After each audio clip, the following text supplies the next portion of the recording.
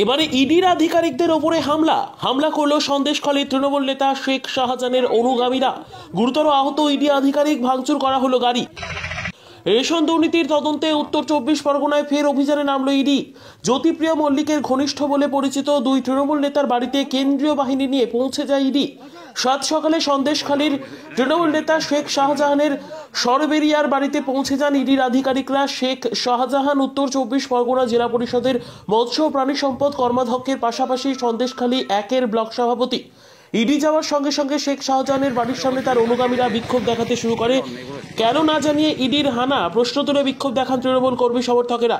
ED আধিকারিকদের ওপর চড়াও হয় তৃণমূল নেতার অনুগামীরা। ইডি আধিকারিকদের মারধর শুরু করে তৃণমূল নেতার অনুগামীরা।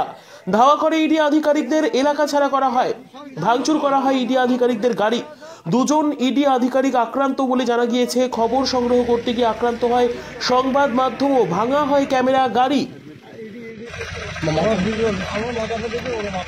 পরে আমরা যখন হেঁটে আসছি, আমরা কজন ছিলেন? আমরা টিমে 8 জন ছিলাম। 8 জন আছে, বাসে আসছে। আর বাকি কারা ওখানে আছে না বেরিয়ে এসছে? কোনো যোগাযোগ নেই, কোনো যোগাযোগই নেই। আপনার কি ইডি অফিসার? রেশন দুর্নীতির তদন্তে উত্তর 24 পরগনায় ফের অভিযানে নামল ইডি। জ্যোতিপ্রিয়া মল্লিকের ঘনিষ্ঠ বলে পরিচিত দুই তৃণমূল নেতার বাড়িতে কেন্দ্রীয় বাহিনী নিয়ে পৌঁছে যায় ইডি। সাত সকালে সন্দেশখালীর তৃণমূল নেতা শেখ শাহজাহানের সরবেরিয়ার বাড়িতে পৌঁছে যান ইডির আধিকারিকরা। শেখ শাহজাহান উত্তর 24 পরগনা জেলা পরিষদের মৎস্য প্রাণী সম্পদ কর্মাধ্যক্ষের পাশাপাশি সন্দেশখালী 1-এর ব্লক সভাপতি। ইডি যাওয়ার সঙ্গে সঙ্গে শেখ শাহজাহানের বাড়ির সামনে তার অনুগামীরা বিক্ষোভ দেখাতে শুরু করে। কেন না জানিয়ে ইডির হানা প্রশ্ন তুলে বিক্ষোভ দেখান তৃণমূল কর্মী সমর্থকেরা। ইডি আধিকারিকদের ওপর চড়াও হয় তৃণমূল নেতার অনুগামীরা। ইডি আধিকারিকদের মারধর শুরু করে তৃণমূল নেতার অনুগামীরা। ধাওয়া করে ইডি আধিকারিকদের, এলাকা ছাড়া করা হয়, ভাঙচুর করা হয় ইডি আধিকারিকদের গাড়ি। দুজন ইডি আধিকারিক আক্রান্ত বলে জানা গিয়েছে। খবর সংগ্রহ করতে গিয়ে আক্রান্ত হয় সংবাদ মাধ্যমও, ভাঙা হয় ক্যামেরা, গাড়ি। সংখ্যালঘু সমাজের মানুষের কাছে আমি একটা বার্তা দিতে চাই, আপনারা সজাগ সতর্ক হন। এই শওকত মোল্লা, এই শাহজাহান শেখদের বা এদের মতো নেতাদের থেকে আপনি সজাগ থাকুন। এরা মানুষকে খেপিয়ে দিয়ে বিপদের দিকে ঠেলে দিচ্ছে। শীতলকুচিতে দেখুন কিভাবে মানুষকে খাপিয়ে বিপদের দিকে ঠেলে দিয়েছিল, আজও সেই পরিবারগুলো বিচার পেল না।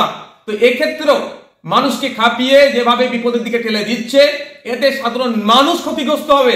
বিচার ব্যবস্থার প্রতি আস্থা ভরসা রাখুন। কেউ অন্যায় করলে ছাড় পাবে না, আর কাউকে অন্যায় করে বেশি দিন আটকে রাখতে পারবে না।